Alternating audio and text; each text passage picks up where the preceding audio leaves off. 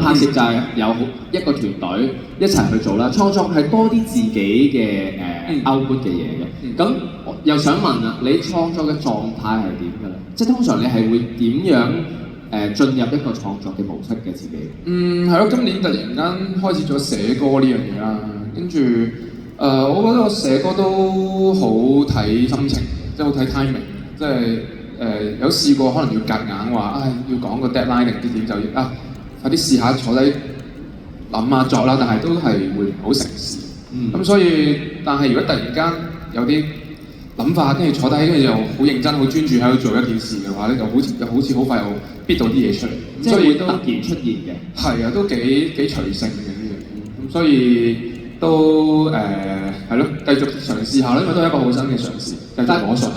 通常係喺邊度咧？喺屋企會易啲啊？喺屋企係屋企嘅。咁即係一個好 relax 嘅狀態。好 relax。會係着住睡衣啊，定係直頭唔着衫會易啲㗎？即係我有啲，即係我大約想知道個畫面㗎。睇天氣啦。睇天氣係嘛？即係近嚟28.5度，大約係會影到少啲啦。